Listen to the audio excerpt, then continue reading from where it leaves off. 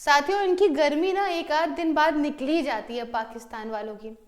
जैसे कि अभी इनके जो ये हैं पगलौचन पता नहीं कहाँ से बने हैं ये आसिफ जी, ये बोल रहे थे शिमला एग्रीमेंट डेड हो गया, ये वो दुनिया भर का। और यही बात चल रही थी कि ये अगर ऐसा बोल भी रहे हो ना भाई तुम, तो तुम क्या ही कर रहे हो, अपने देश के लिए गड्ढा खोद रहे हो। और इस पे अब यहाँ पे पाकिस्तान की सरकार ने अलग कर लिया खुद को और कहा है कि Shimla agreement is not dead. अब मैं आपको जो एकदम ही नन्हे हैं, जिनको कुछ नहीं पता कि शिमला अग्रीमेंट क्या है, उसके बारे में बताऊंगी, क्या कंट्रोवर्सी उसके बारे में बताऊंगी, और एक बड़ी मजेदार बात बताऊंगी जिसमें आप जानते हैं कि भारत ने ऑपरेशन सिंदूर के बाद अलग अलग देशों में डेलीगेशन भेजा था कि जाके बताएंगे हम लोग कि भाई ऐसा ऐसा हमारा पक्ष है, क्योंकि आपके अखबारों का पता नहीं क्या अखबार छापे, तो हम अपनी तरफ से आपको बताएंगे कि भाई एक्चुअली में बात है क्या और क्या नहीं है। तो वैसे ही कॉपी कैट ने भी अपनी तरफ से डेलीगेशंस भेजे, और यूएस के अंदर जो गया वो गया ये भुट्टो, बिलावल भुट्टो, और वहां जाके इसने अपनी इज्जत की बैंड बजा ली। अब क्यों बजाई, क्या होता है, जानेंगे इस लेक्चर के अंदर, बड़ा इंटरेस्टिंग है। नमस्कार साथियों, स्वागत है आप सभी का मेरे चैनल सिर्फ IAS में। और आइए आपको खबर देती हूँ पहले टॉपिक से, जो कि है Shimla agreement not dead document, Pak fact check it's defence minister, है ना। बहुत सारी चीजें हो रही हैं। Shimla agreement is not dead, ऐसा पाकिस्तान ने खुद को अलग करा इस बोल्ड स्टेटमेंट से, जो कि इनके डिफेंस मिनिस्टर की, आप सोचो डिफेंस मिनिस्टर की स्टेटमेंट है। नाम क्या है, आसिफ ख्वाजा। अब इसने क्या बोल दिया था, ये अपनी बहुत फालतू बातों के लिए जाना जाता है। आपने ऑपरेशन सिंदूर के टाइम पे इसकी शक्ल याद होगी तो आपने देखा होगा कि बोल रहा था कि अरे भैया देखो सोशल मीडिया पे सारी की सारी तैर तो रही है वीडियोस, आपने देखा नहीं है हमने कैसे गिरा दिया है, इंडिया के 50 रफेल गिरा दिया हमने। तो ये सब कहता है, इससे पूछा कहाँ है वीडियोस, तो कहता है सोशल मीडिया पे। तो इसकी कहानी अलग ही है। तो अब आइए थोड़ी कहानी को शुरुआत करूँ और थोड़ा समझाऊँ क्या है। 6 जून 2025 की बात है, अभी ही मतलब कल की बात है, जब पाकिस्तान के इस फॉरेन मिनिस्ट्री ने इस बात को क्लैरिफाई कर दिया कि भैया शिमला अग्रीमेंट जो 1972 में साइन हुआ था, जो मैं अभी बताऊंगी क्या था उसके अंदर पॉइंट, कहा है कि वो पाकिस्तान की मिनिस्ट्री ने सीधा कह दिया भैया शिमला अग्रीमेंट बिल्कुल लागू है, बिल्कुल डेड नहीं हुआ है। और ये बात कह के कि that no decision has been made to revoke, कोई भी अभी तक हम डिसीजन ऐसा नहीं ले रहे हैं इसको खत्म करने को लेके। अब क्यों स्टेटमेंट ऐसी पाकिस्तान ने दी, बात ऐसी है कि इनके डिफेंस मिनिस्टर या आसिफ ख्वाजा जी ने पहले एक कंट्रोवर्शियल कमेंट किया और ये कहा कि शिमला एग्रीमेंट तो एक डेड डॉक्यूमेंट की तरह ही है, हम तो मानते नहीं हैं। अब आप जानते हैं कि ऑपरेशन सिंदूर के बाद भारत ने इंडस वाटर ट्रीटी अबेंस करी थी, ठीक है, होल्ड कर रही है मामला वो वाला। तो इन्होंने भी बड़े तेजी में शिमला एग्रीमेंट, अबे शिमला एग्रीमेंट तुम्हारे लिए, हमारा फायदा नहीं, तुम्हारा फायदा इससे। खैर, इनके फॉरेन मिनिस्ट्री ने इस बात को क्लैरिफाई कर दिया है कि देखो भैया पाकिस्तानी सरकार खुद को इनके स्टेटमेंट, इनके आसिफ के रिमार्क से खुद को दूर रखती है, और जो लैंडमार्क अग्रीमेंट चल रहा है वो चल रहा है। इनके ऐसे ही दुख लेने लग गई कि कहीं अभी हम इंडस वाटर ट्रीटी के लिए हाथ जोड़े गिरा रहे हैं, हो भैया साथ दे दो, प्रभु इंडिया प्लीज ऐसा मत करो, बात कर लो। और इंडिया बात नहीं कर रहा है, कह रहा है नो टेरर नो टॉक्स जब तक टेरर रहेगा टॉक्स नहीं होंगी, है ना। तो भैया सीधा समझो, मतलब नो टेरर नो टॉक्स क्या मतलब, जब तक टेरर है तब तक टेरर और talks can not go together, ठीक है। तो अब दूसरी लकड़ी ना ले ले, ये पाकिस्तान की सरकार डर गई है। अब देखिए इसके कुछ स्टेटमेंट्स क्या रहे और क्या एक्शन रहा, थोड़ा बताती हूँ और डिटेल से, उसके बाद हम शिमला एग्रीमेंट एंड ऑल को डिस्कस करेंगे।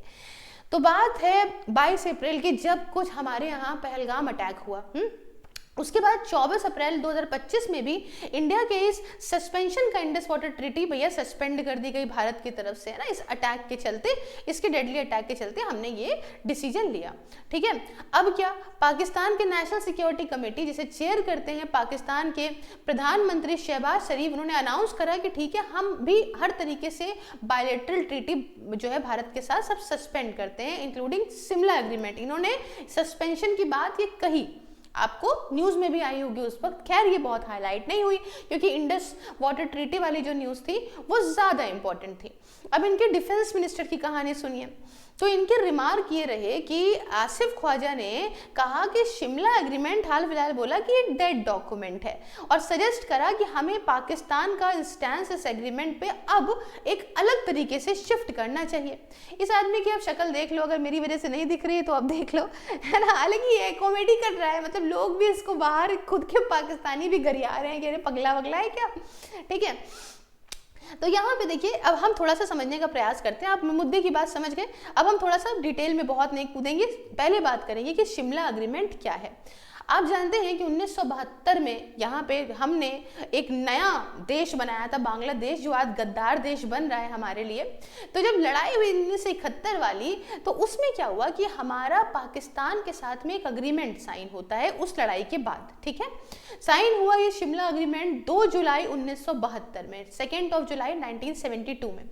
लोकेशन रही शिमला, इसलिए इसको शिमला अग्रीमेंट कहते हैं। साइन किसने किया? उस समय हमारी प्रधानमंत्री हुआ करती थी इंदिरा गांधी जी, और उधर से पाकिस्तान की तरफ से प्रेसिडेंट जुल्फिकार अली भुट्टो ने इसको साइन करा। पर्पस क्या था? यहाँ पे फाउंडेशन रखना इस तरीके से कि शांति बनी रहे और एक जो हमारे बीच में कन्फ्लिक्ट हुआ है इसका एक शांति का सोल्यूशन निकल सके। तो मेन ऑब्जेक्टिव्स क्या रहे होंगे शिमला एग्रीमेंट के? इस तरीके से कि देखिए, पीसफुल बायलेटरिज्म हो। इसका मतलब दोनों ही देशों ने इस बात पे अग्री करा कि हम अपने हर प्रकार के डिस्प्यूट को सॉल्व करेंगे आपस में, मतलब दोनों एक दूसरे से बायलेटरल तरीके से, एक देश दूसरे देश, मतलब हम दोनों ही बात करेंगे, किसी थर्ड पार्टी का इसमें इन्वॉल्वमेंट नहीं लेंगे। उसके बाद जो लाइन ऑफ कंट्रोल गई हुई है पीओके से, उसकी हम रिस्पेक्ट करेंगे। और सीज फायर, ये इंपॉर्टेंट बात है, समझिएगा। सीज फायर लाइन जो आप आज के जम्मू एंड कश्मीर में देखते हैं, फ्रॉम 1971 वॉर के बाद से इसे रीडिफाइन करा गया और कहा गया ये अब लाइन ऑफ कंट्रोल कहलाएगी, ठीक है।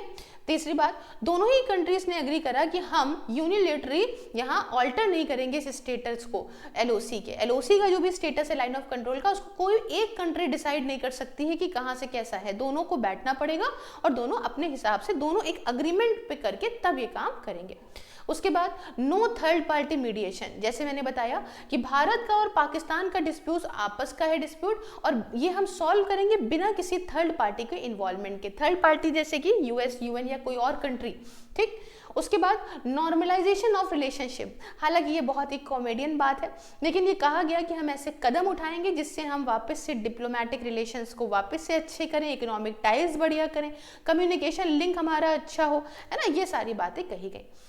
तो ये क्यों इंपॉर्टेंट था? ये इसलिए इंपॉर्टेंट था ताकि उस रीजन में स्टेबिलिटी बनी रहे, ऐसी वॉर फिर से ना हो, और इससे मेंटेन करता कि एक शांति का माहौल एलओसी में चलता रहे। हालांकि आप जानते हैं कितनी बार इस चीज़ के वायलेशंस देखने को मिले हैं, और खैर यही एक अग्रीमेंट ऐसा फाउंडेशन बना भारत की पॉलिसी का कि जिससे भारत और पाकिस्तान डिस्प्यूट आपस में, मतलब बायलेटरली सॉल्व कर सकें। अब बात आती है चैलेंजेस की और वायलेशंस की। अग्रीमेंट होने के बावजूद भी कारगिल वॉर 1999 में यहाँ पे इसका जो है वो यहाँ पे वायलेट किया गया इस शिमला अग्रीमेंट को बाय गोली पोली चल के। सिर्फ सीज फायर वायलेशंस अभी आपने इतनी बार देखे तो न जाने इतने सालों में कितनी बार हुए होंगे। टेरर रिलेटेड टेंशंस आप देखते ही हो कि इसका आतंकवाद कम होना ही नहीं है पाकिस्तान का, तो वो टेंशंस बरकरार रही हैं। और हम देखते हैं कि हमने जब मतलब जो एग्रीमेंट में बात थी सीधा कि हम भारत और पाकिस्तान आपस में मिल के ही हर चीज को सॉल्व करेंगे, लेकिन पाकिस्तान बात में रोने के लिए दूसरे कंट्रीज के पास इंटरनेशनल लेवल पे चला जाता है कि हाँ अभी भी देखिए ना, अरे यूएस आप आ जाइए बीच में, अरे यूएन आप आ जाइए, मतलब रोता ही रहता है। तो इंडिया जो है रिजेक्ट करती है साइटिंग द शिमला अग्रीमेंट, सीधी बात है। अभी का क्या रिलेवेंस है, क्या इंपॉर्टेंस है इस शिमला अग्रीमेंट की? देखिए अभी भी रेफरेंस में है इस डिप्लोमेटिक स्टेटमेंट्स में, अगर हम देखें तो इसका इंपॉर्टेंट ये है कि वो बस इसकी इंपॉर्टेंस पे ही जल्द ही सवाल उठाया गया पाकिस्तानी ऑफिशियल्स के द्वारा, बट सरकार ने वहां के सीधा क्लैरिफाई कर दिया कि भैया ये डेड नहीं है, क्योंकि इनकी सरकार को पता था कि अगर हमने गलती से भी ज्यादा कुछ कर दिया तो हो जाएगी दिक्कत। अच्छा, 1 सेकेंड का ब्रेक लूंगी आपको आगे कुछ बताने से पहले। क्या आप 24 घंटे सातों दिन एक डिसिप्लिन एटमॉस्फेयर में अपने किसी भी एग्जाम की तैयारी मात्र 99 रुपए पर मंथ में कर सकते हैं? इसके रिगार्डिंग आप मुझसे बात कर सकते हैं 9919785532 WhatsApp and @SIRF IAS sales on Telegram पे। ये मेरी वर्चुअल लाइब्रेरी का इनिशिएटिव है। अब दूसरी चीज पे आते हैं जो बड़ी इंटरेस्टिंग है। ऐसे मैंने आपको बताया कि हमारे भारत की देखा देखी इन्होंने बहुत सारी चीजें करी। हमने अपने एम्बेसडर्स हटवाए, उन्होंने हटवा दिए, ये हटवाए वो हटवाए, दुनिया भर की चीजें। हमने यहाँ पे ट्रीटी को जो है वो अबेंस किया, उन्होंने भी कहा हम भी बायलेटरल सारी इस तरह की ट्रीटी ऐसे कर देते हैं। हमने कहा हम ये करेंगे, उन्होंने कहा हम ये करेंगे, मतलब हर चीज कॉपी कैट वाला हिसाब किताब कर दिया। अब बात ऐसी है कि जब हमने डेलीगेशन भेजे 30 देशों में 7 के गुट बना बना के, तो इन्होंने कहा कि हम भी करेंगे। जैसे कि इन्होंने जब मोदी जी चले गए थे अमृतसर एयरबेस को दिखाने के लिए, तो ये भी पहुंच गए थे अपने एयरबेस में। मतलब वहां के बेवकूफ लोग हैं, क्या बताया जाए। तो इन्होंने क्या करा, अब इनके यहाँ एक आध इस पगले को समझदार इंसान समझते हैं जो कहता है कि अगर पानी नहीं बहाओगे तो खून बहेगा। उसके बाद कहता है कि भैया गलती हो गई, यूएस आ जाओ और भारत आ जाए, हम लोग टेररिज्म के लिए बात करेंगे। मतलब ये महापागल आदमी लगने लगा है मुझको तो, ठीक है, अपनी पार्टी बचाने के लिए कुछ भी बोल रहा है। तो यूएस के अंदर इसको हेड बना के डेलीगेशंस पाकिस्तान की तरफ से भी भेजे गए। अब हुआ क्या वहां पे, जब ये अपनी कहानियां सुना रहा था तो बहुत सारे सवालों को भी खैर किया गया, बड़ा ही मजा आया था। मैं तो उसका इंटरव्यू देख रही थी, बहुत सारी चीजें थी, मैंने उस पर शॉर्ट्स पे भी डाला एक आध चीजें। अब उसमें से क्या हुआ कि उसमें से वहां पे एक खबर क्या आती है कि जब 6 जून की बात है कि यूएस के कांग्रेसमैन, एक लॉ मेकर, नाम है ब्रैड शेरमैन, है ना नाम, वो मैंने इनकी फोटो आपको थंबनेल में लगी हुई है।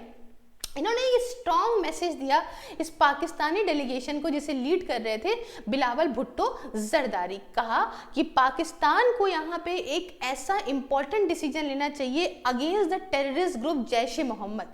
जैश ए मोहम्मद को आप बढ़िया से जानते हैं, है ना, अभी मैं इसके बारे में और बता दूंगी, मसूद अजहर से आपको याद आ जाएगा। और ये कहा इन्होंने कि अगर आप ऐसा इसके खिलाफ लोगे कोई एक्शन, तभी यहाँ पे प्रोटेक्शन हो सकता है रिलीजियस माइनॉरिटीज का देश के आपके अंदर। आप दूसरी जगह पे अपनी माइनॉरिटी जो है उसके लिए ऐसे रोते हो, आवाज उठाते हो, और अपने देश की माइनॉरिटी की आप बैंड बजा रखे हुए हो, है ना, तो एक गलत बात है। शेरमैन ने इस बात पे काफी एम्फसाइज किया कि पाकिस्तान को हर वो काम करना चाहिए जिससे यहाँ पे जैश ए मोहम्मद की पावर को कम करा जाए, उसकी प्रेजेंस को अपने रीजन में कम करना जाए। तो इससे भाई क्या होगा, यूएस कहता है टेररिज्म को कम करिए, ह्यूमन राइट का इशू पाकिस्तान में जो है वो भी यहाँ पे दिक्कत में कम आएगा।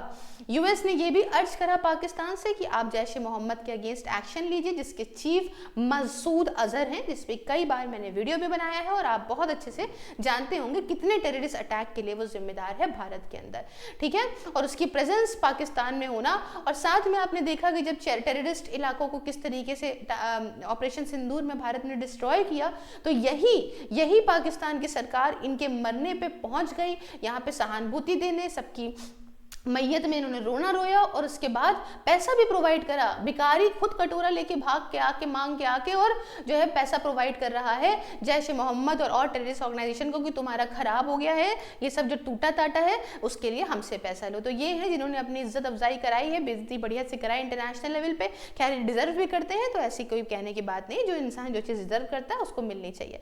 बहरहाल लेक्चर में इतना ही। आपके क्या व्यूज़ हैं आप मुझे कमेंट में बता सकते हैं। बाकी सभी सोशल मीडिया के प्लेटफॉर्म डिस्क्रिप्शन बॉक्स में, आप मुझे हर जगह फॉलो करिए, साथ में ज्वाइन बटन को प्रेस करके मेरी मेंबरशिप को ज्वाइन करके मेरे काम में भी आप मुझे सपोर्ट कर सकते हैं। मिलती हूँ नेक्स्ट वीडियो में किसी नए और इंटरेस्टिंग टॉपिक के साथ। तब तक के लिए जय हिंद, जय भारत।